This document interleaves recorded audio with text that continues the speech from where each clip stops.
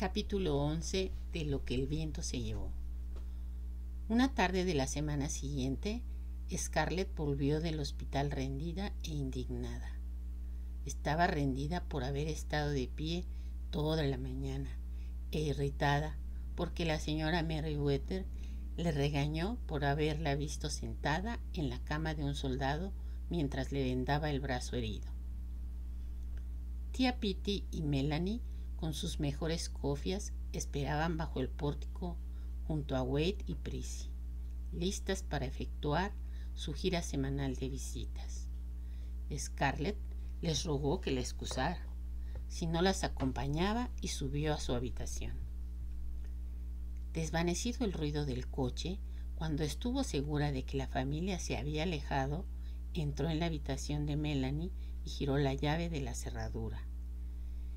Era un cuartillo sencillo y virginal, silencioso y templado por la irradiación del sol de la tarde.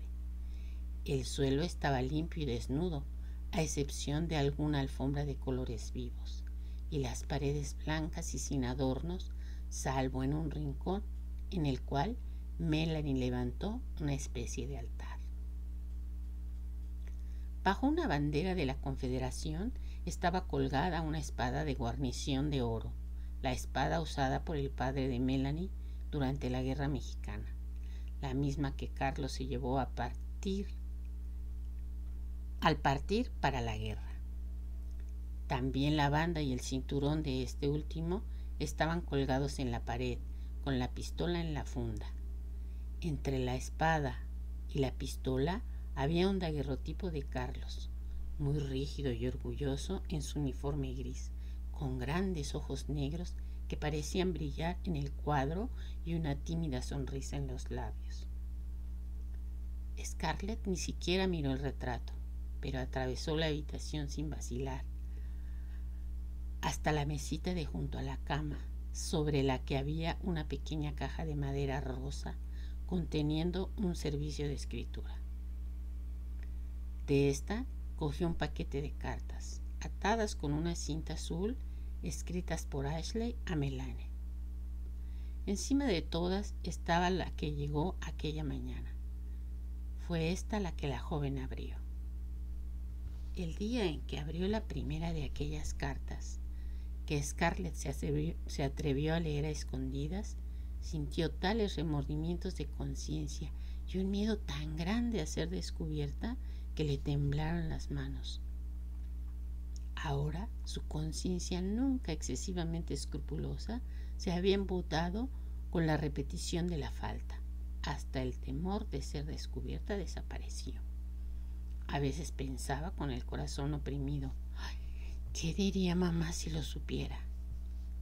Sabía que Elena preferiría verla muerta antes de culpable de semejante deshonor. Al principio esto la turbó, porque ella deseaba aún parecerse a su madre, pero la tentación de leer las cartas era muy grande. Así expulsó de sí el pensamiento de Elena. Desde hacía algún tiempo había aprendido a decirse: ahora no quiero pensar en esta cosa fastidiosa, pensaré mañana. Al día siguiente, o el pensamiento no le acudía ya, o estaba tan atenuado por el tiempo transcurrido que no valía la pena volver a él. Y así también la lectura de las cartas de Ashley no le pesaba mucho en la conciencia. Melanie era siempre generosa con las cartas de su marido. Leía buena parte de ellas en voz alta a tía Pitty y a Scarlett, pero lo que atormentaba a esta última y la arrastraba a la lectura a hurtadillas del correo de su cuñada era la parte que permanecía ignorada. Tenía necesidad de saber si Ashley, después de haberse casado, había llegado a amar a su mujer, o si lo fingía. ¿Quién sabe si le escribía palabras tiernas? ¿Qué sentimientos le expresaba? Sacó la carta con cuidado. Las primeras palabras, querida esposa, la hicieron respirar de alivio. No la llamaba amor mío, ni tesoro, querida esposa, Me han escrito diciéndome que temías que se escondieran mis verdaderos pensamientos y me preguntabas qué es lo que en estos últimos tiempos ocupaba mi mente. Santísima Virgen, pensó Escarlata aterrorizada. ¿Esconder sus verdaderos pensamientos? ¿Es posible que Melanie lea en su corazón? ¿O leerá en el mío? ¿Sospecha quizás que él y yo... Sus manos temblaban de terror, pero al leer el párrafo siguiente se calmó. Querida esposa, si te he escondido algo, ha sido porque no quería añadir a tus preocupaciones por mi salud física también las de mi tormento espiritual. Pero no puedo esconderte nada, porque tú me conoces muy bien. No tengo miedo, no he sido herido ni tampoco he estado enfermo. Tengo bastante que comer y también un lecho para dormir. Para un soldado es demasiado, pero pienso mucho, Melanie, y quiero abrirte mi corazón. En estas noches de estío también permanezco despierto, mientras todo el mundo duerme, y miro a las estrellas preguntándome, ¿por qué estás aquí, Ashley Wilkes? En realidad, ¿por qué causa combates? No es ciertamente por el honor y la gloria. La guerra es una cosa fea, y a mí las cosas feas no me gustan. No soy un soldado y tampoco quiero buscar la fama en la boca de un cañón. No obstante, estoy en la guerra. Bien sabe Dios que nunca he deseado otra cosa que ser un hombre estudioso y un hidalgo aldeano. Las trompetas no me hacen bullir la sangre y los tambores no me excitan. Veo muy claramente que hemos sido traicionados por nuestra arrogancia meridional, ilusionándonos, creyendo que uno de nosotros podía abatir una docena de yanquis, creyendo que su majestad el algodón podía gobernar el mundo. Ilusos también de palabras, frases, prejuicios y odios que venían de la boca de los que estaban en el poder, de aquellos hombres por los que sentíamos respeto y reverencia. Palabras como Su Majestad el algodón, esclavitud, derechos de Estado, malditos yanquis. Así, cuando estoy tendido mirando a las estrellas, me pregunto, ¿por qué combato? Y pienso en los derechos de Estado, en el algodón, en los negros y en los yanquis, a los que nos han enseñado a odiar, y sé que ninguna de estas es la razón por la que combatimos. Otras veces veo 12 robles y recuerdo el claro de luna a través de las blancas columnas, el divino aspecto de las magnolias y las rosas que trepaban sombreando el pórtico aún en los días calurosos, y veo a mamá sentada cosiendo como cuando era niño.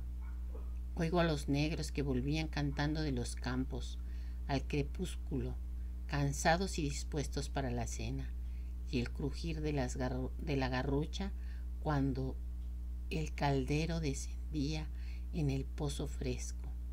Y después veo la larga carretera hasta el río, a través de los campos de algodón y la niebla que se alza en la llanura al ocaso. Es por esto por lo que estoy aquí, yo, que no amo la muerte, ni la miseria, ni la gloria, y no odio a nadie. Quizá esto es lo que se llama patriotismo, amor por la propia casa y por el propio país. Pero la cosa, Melanie, es más profunda. Todo cuanto he nombrado no es más que el símbolo por el que arriesgamos la vida, el símbolo de la clase de vida que amo. Combato por los viejos días, por las viejas costumbres que amo tanto y temo desaparezcan para siempre, porque venciendo o perdiendo, nosotros perderemos lo mismo. Si nosotros ganáramos la guerra y tuviéramos el reino del algodón de nuestros sueños, perderíamos igualmente, porque nos haríamos diferentes y la antigua tranquilidad desaparecería. El mundo vendrá a nuestras puertas a pedir algodón y nosotros podremos dictar nuestros precios. Entonces temo que nos haremos como los yanquis, a los cuales hoy criticamos su actividad para hacer dinero y su habilidad comercial. Y si perdemos, Melanie, si perdemos, no temo el peligro de ser cogido prisionero, herido o aún muerto. Si la muerte debe venir, pero temo que, una vez terminada la guerra, no volvamos ya a los tiempos antiguos. No sé lo que nos traerá el futuro, pero ciertamente no podrá ser tan bello como el pasado. Miro a los muchachos que duermen junto a mí y me pregunto si los gemelos o Alejandro y Kate tienen los mismos pensamientos. ¿Quién sabe si ellos conocen que combaten por una causa que está perdida desde que sonó el primer tiro? Pero no creo que lo piensen. Así serían felices. No preveía esta vida para nosotros cuando te pedí en casamiento. Pensaba en la vida de 12 robles, tranquila, fácil, inmutable, como siempre. Nosotros nos asemejamos, Melanie, pero amamos las mismas cosas. Veía entre nosotros una larga serie de años exentos de acontecimientos, dedicados a leer, a oír música y a soñar. Pero no esto, no este trastorno, esta sangre y este odio, ni los derechos de los estados, ni los esclavos, ni el algodón merecen esto. Nada merece lo que está sucediendo y lo que aún puede suceder, porque si los yanquis vencen, el futuro será un increíble horror. No debería escribir esto, ni siquiera pensarlo, pero tú me has preguntado qué sentía en el corazón y este está lleno de temor a la derrota.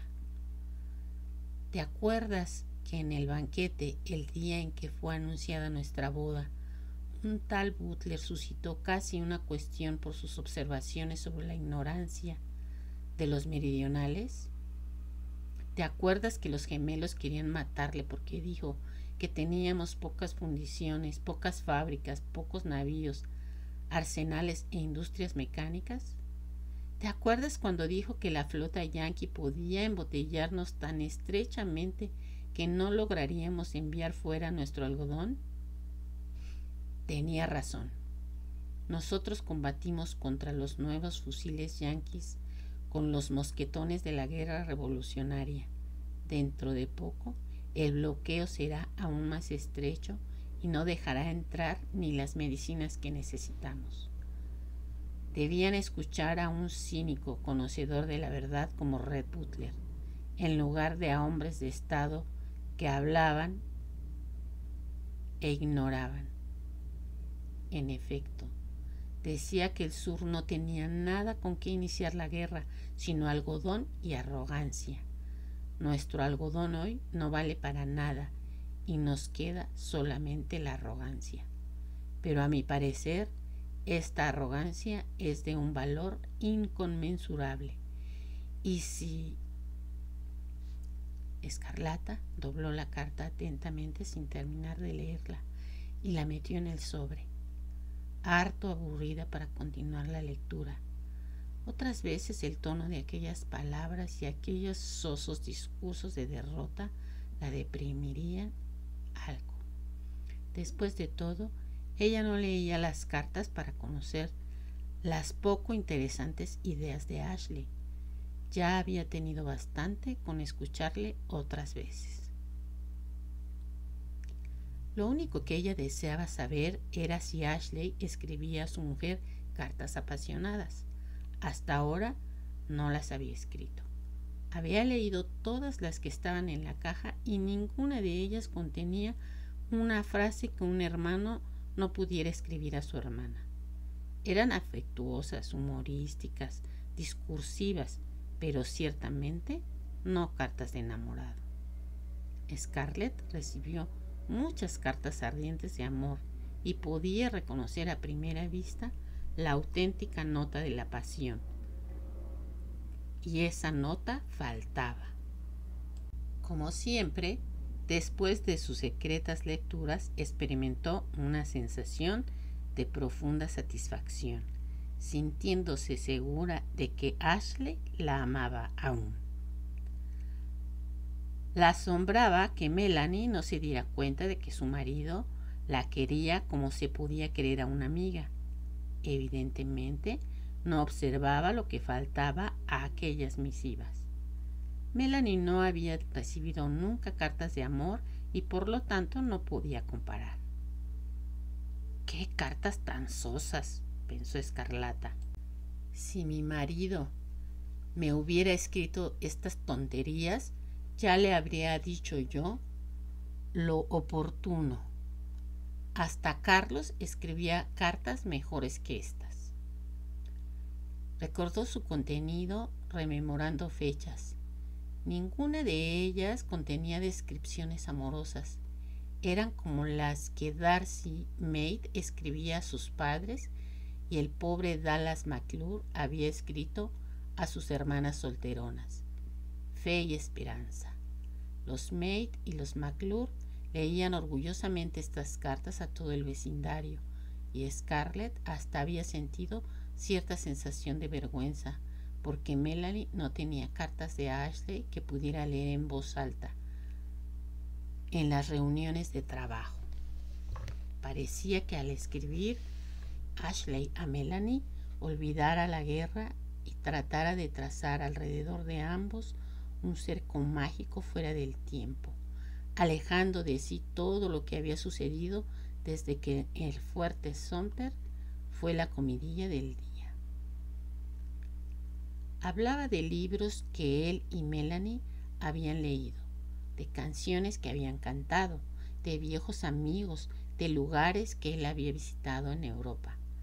A través de las cartas había una melancólica nostalgia de 12 robles, largas páginas dedicadas a evocar las frías estrellas de un cielo otoñal, los banquetes con el cochinillo asado, las reuniones de pesca, las noches tranquilas bañadas en el claro de luna y la serena silueta de la vieja casa. Ella volvió a pensar en las palabras de esa última carta.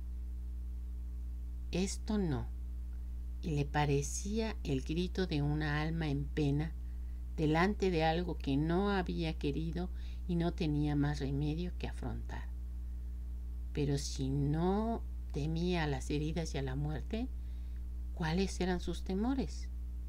Completamente desprovista de sentido analítico, ella alejó de sí este pensamiento complejo.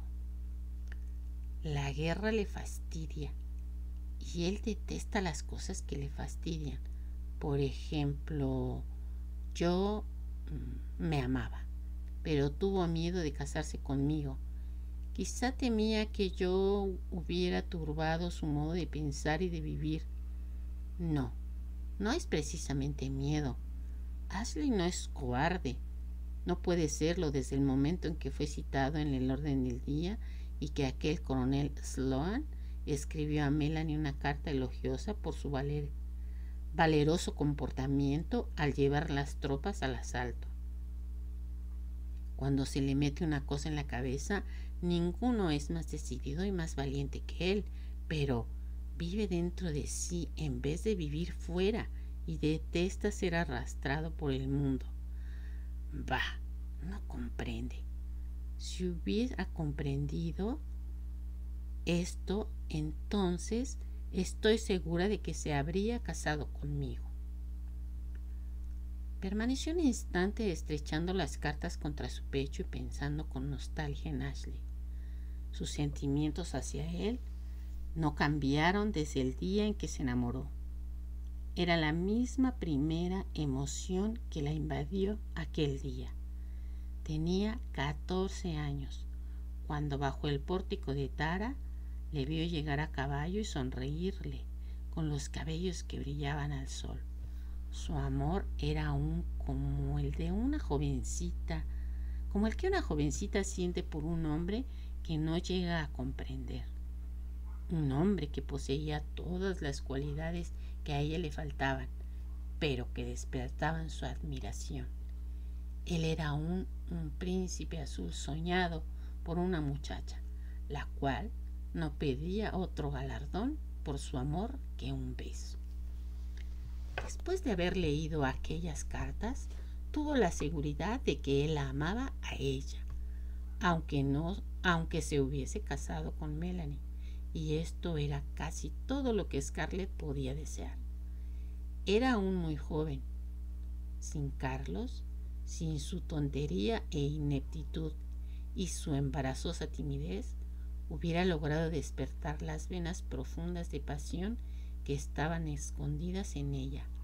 La jovencita no se hubiera limitado a desear en sus sueños solo un beso. Pero las pocas noches pasadas con Carlos no había tocado para nada su intimidad y aún menos la había madurado. Su marido no le enseñó qué cosa podía ser la pasión, la ternura, la verdadera intimidad del cuerpo y del espíritu. La pasión le parecía a ella una esclavitud de una indescriptible locura varonil, no compartida por las mujeres, algo doloroso y molesto que había sido una sorpresa para ella, porque antes de la boda Elena le hizo comprender que el matrimonio es una cosa que las mujeres deben soportar con dignidad y firmeza. Los susurrados comentarios después de su viudez con las otras mujeres le confirmaron esta idea. Scarlett estaba pues muy contenta de no tener ya nada que ver con la pasión y el matrimonio. No tenía ya nada que ver con el matrimonio, pero con el amor sí, porque su amor por Ashley era diferente. Era algo sagrado que le cortaba la respiración, una emoción que iba creciendo durante los largos días de silencio forzado y se alimentaba de recuerdos y esperanzas. Suspiró al atar nuevamente la cinta alrededor del paquete y ponerlo en su sitio. Entonces arrugó la frente, porque le vino a la imaginación la última parte de la carta que se refería al capitán Butler. Era extraño que Ashley quedara impresionado por lo que aquel farsante dijera hacía un año. Indudablemente el capitán Butler era un farsante, pero bailaba divinamente. Solo un vil podía decir lo que él dijo de la Confederación aquella noche en la rifa de beneficencia. Se acercó al espejo y se alisó los cabellos, satisfecha de sí. Se sintió tranquilizada como siempre cuando veía su piel de magnolia y sus ojos verdes, y sonrió para hacer aparecer los 2 hoyuelos de sus mejillas. Arrojó de su mente al capitán Butler, recordando que a Ashley sus hoyuelos le gustaban mucho. Ningún remordimiento por amar al marido de otra o leer el correo de ésta turbó su alegría de verse joven y bella y de sentirse segura del amor de Ashley. Abrió la puerta y bajó rápidamente las escaleras, conservadas en una semioscuridad que daba una sensación de frescor. A mitad de la escalera empezó a cantar: cuando esta guerra cruel termine,